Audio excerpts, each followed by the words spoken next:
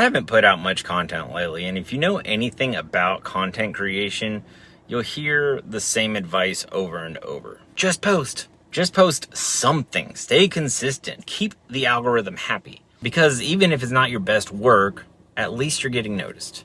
But that's been a problem with me because I don't do this to get noticed. I don't want to post something just so you remember my name. If I'm going to take a few minutes of your day, I want those minutes to mean something. Because I don't do this to make sure I get noticed. I do this really to make sure what's happening inside of you gets noticed. And lately, I've been noticing something in the middle of the chaos that is my life that, okay, here it is. We recently moved, okay, my family and I. And if you know anything about moving, you know that to say it's exhausting is a complete understatement. Moving an entire family is hard, and moving to another county doesn't make it any easier. And that's exactly what we did. Now, to say we moved into a fixer-upper is also a bit of an understatement. We saw the house a couple months before moving, and we knew it would involve work. You know, there was clutter left behind, things that needed deep cleaning, things that needed repair, plumbing problems, electrical problems, moisture and humidity, and my goodness, the humidity. You know, places that needed to be sealed, lots of things in the basement that needed to be dealt with, and heck, we even found snakes. Snakes! Yes, snakes. At some point, I really started wondering if we moved into a house or like the first chapter of Exodus. Anyway, I want to give credit where credit's due because the landlord and her husband, or Bob the Builder as we call him, they have been great working with us through all of this. They've helped clear things out, address problems, and get things fixed, yada, yada, yada. I'm extremely grateful for that. And my parents, who were there for helping us move, painting all the walls, really, really great stuff. But that being said, even with all the help, it's been a lot. And there have absolutely been moments when I stood there, looked around, and thought, what did I get myself into? But here's the strange thing. I love this house because I can see something that isn't there yet. I can picture what that basement could look like. And man, I'm excited about it.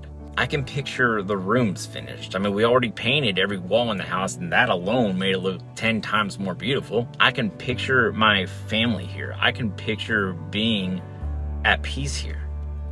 I have a vision for this house, and because I love the people who live inside of it, I'm not giving up on it. And today, that thought stopped me because I wondered, what if God sees something similar when he looks at me? Because if I'm being honest, I feel like an old house sometimes. I've got some rooms, if you will, that need work.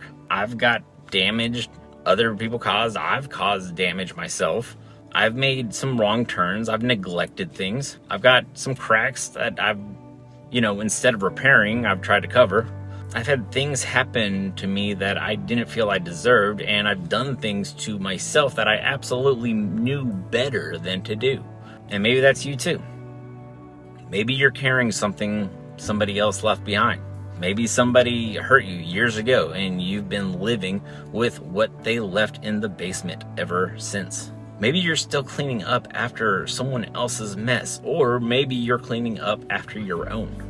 Maybe you've made decisions you're ashamed of. Maybe there are parts of your life you've kept closed off for years because you're terrified of what somebody might find if they ever looked behind the walls. But here's what I'm learning about old houses. Sometimes you don't know what's behind until you start renovating. You pull one thing away and find another problem, and then another. And then another, and then suddenly you're thinking, I thought we were just fixing this. And I think that's why following God can sometimes be uncomfortable.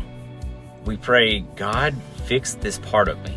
And God starts working, and suddenly something else gets exposed.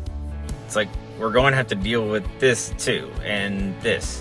And while we're here, this probably needs to come out too. And we're standing in the middle of our lives thinking, God, what are you doing? Like, everything is falling apart. But maybe it's not. Maybe sometimes restoration looks like destruction before it looks like restoration.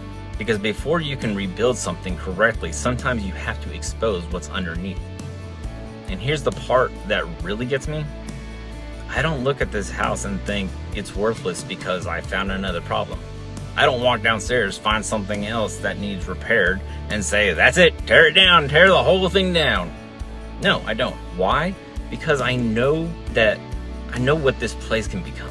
And if I, a flawed, impatient human being, can look at this very imperfect house and see something worth restoring, what do you think God sees when he looks at you? God hasn't condemned the whole house because he found damage. He already knew it was there. And he keeps working. Not because you've earned the renovation, not because you've finally gotten yourself cleaned up enough, not because you're already beautiful, because he loves you. And because he sees something in you that sometimes you can't even see yourself. And here's something else I've realized about this house. I'm not renovating it because the house earned it. The house can't repay me. It can't apologize for its condition. It can't promise me it'll never have another problem, because I wouldn't believe it even if it did. I'm doing all of this because I love who lives here, and that's grace. God doesn't stand outside waiting for you to finally get the house cleaned up enough for him to come inside. He steps into the mess, into the clutter, into the broken places, into the rooms you're embarrassed for anybody to see, and he starts working from within. Philippians 1:6 says that he who began a good work in you will carry it on to completion, meaning he's not finished. So maybe that's what some of us need to hear today. Maybe you're not a lost cause. Maybe you're not too damaged. Maybe you're not the sum of everything that's happened to you. And maybe you're not even the sum of everything you've done to yourself. Maybe you're just under renovation. The builder has a vision.